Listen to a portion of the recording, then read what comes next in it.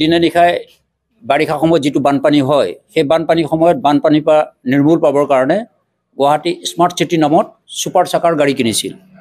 এই super sucker গাড়ী কিনাৰ নামত আপুনি যদি চাবলৈ যায় মই ভাবোঁ যে অসমত ইয়াতকৈ কিজানি আৰু ডাঙৰ দুৰ্নীতি হোৱা নাই। কেৱল গুৱাহাটীত স্মাৰ্ট চিটিৰ নামত ছুপাৰ চাকাৰ গাড়ী কিনাৰ নামতে একে নিশাৰ ভিতৰতে 20খন গাড়ী অৰ্থাৎ 10টা ছেট, এটা ছেটত 2খনকৈ থাকে, 20খন গাড়ী কিনাৰ নামত একে নিশাৰ ভিতৰতে বিভাগৰ অভিযন্তাই মিলি প্ৰায় 19 কোটি টকা একে নিশাই হজম কৰিছে। মোৰ হাতত থকা তথ্য অনুসৰি আপোনালোকে যদি চাবলৈ যায় ছুপাৰ চাকাৰ গাড়ী কিনাৰ নামত আপোনাৰ এখন গাড়ীত তেওঁলোকে দাম দেখুৱাইছে 1,28,67,000 কিমান টকাকৈ।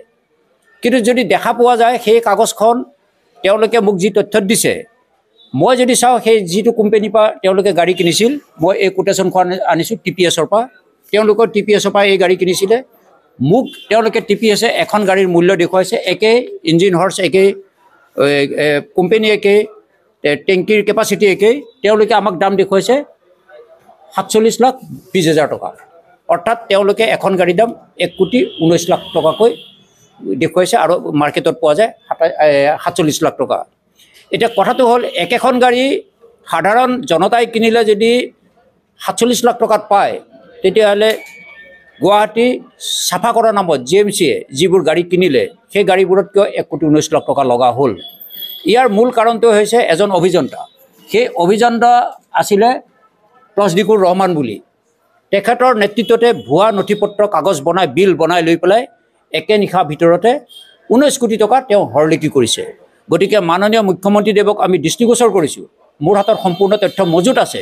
এই ক্ষেত্ৰত বিভাগৰ মন্ত্ৰী অশোক সিংহল ডাঙৰীয়াক আমি অৱগত কৰিছোঁ যে আপোনাৰ কাৰ্যকালতেই একে নিশাৰ ভিতৰতে ছুপাৰ চাকাৰ গাড়ী কিনি গুৱাহাটীত বানমুক্ত কৰিম বুলি কোৱা কথাটোৰ পিছত গাড়ী কিনোতে যদি 19 কোটি টকাৰ দুৰ্নীতি কৰিলে একে নিশাৰ ভিতৰত, গতিকে মই ভাবোঁ যে মন্ত্ৰী মহোদয়ে অনতিপলমে তছদিকুৰ ৰহমানৰ ওপৰত বিভাগীয়ভাৱে তদন্ত ব্যৱস্থা গ্ৰহণ কৰিব লাগে আৰু তাক অনতিপলমে গ্ৰেপ্তাৰ কৰিব লাগে। এইকাৰণে কৰিব লাগে যে সাধাৰণ জনতাই কিনা গাড়ীখন যদি বিভাগৰ অভিযন্তাসকলে মিলি একেটা কোম্পানীৰ পৰা কিনোতে যদি এখন গাড়ীত প্ৰায় 60 লাখ 70 লাখ টকাকৈ বেছি হয়, তেতিয়াহ'লে মই ভাবোঁ যে বিভাগৰ অভিযন্তাক নিদি পেলাই পোনপটীয়াভাৱে মন্ত্ৰী মহোদয়ে যদি গাড়ী কিনিলে হয়, তেতিয়াহ'লে একে নিশাৰ ভিতৰতে 19 কোটি টকা অসম চৰকাৰৰ ৰাহি হ'ল হয়। গতিকে অভিযন্তাক বিশ্বাস কৰি যেতিয়া গাড়ী কিনিলে GMCয়ে গুৱাহাটী চাফা কৰাৰ নামত এই 19 কোটি টকাটো তদন্ত হ'ব লাগে। অনতিপলমে মাননীয় মুখ্যমন্ত্ৰী মহোদয়ে গুৱাহাটীত ছুপাৰ চাকাৰ গাড়ী কিনাৰ নামত যিটো দুৰ্নীতি কৰিছে তাৰ ওপৰত তদন্ত কৰি ব্যৱস্থা গ্ৰহণ কৰিব লাগে।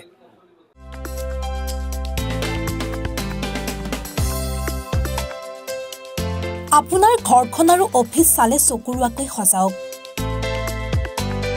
আজি আহক সকলো ধৰণৰ অত্যাধুনিক ফাৰ্নিচাৰৰ বাবে চিটি ফাৰ্নিচাৰ 6 মাইল গুৱাহাটী। আমাৰ ঠিকনা 6 মাইল পাঞ্জাবাৰী ৰোড পুৰবিতাৰীৰ সন্মুখত গুৱাহাটী। আমাৰ যোগাযোগ নম্বৰ 9435013969।